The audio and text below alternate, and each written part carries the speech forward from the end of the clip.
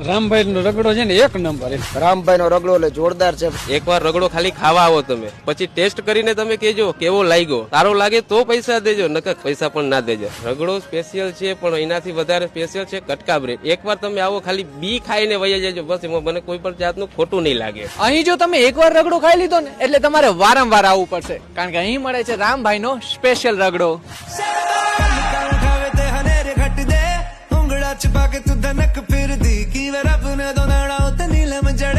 चम चम चम के सितारे वाली बारी बारी pushing on me.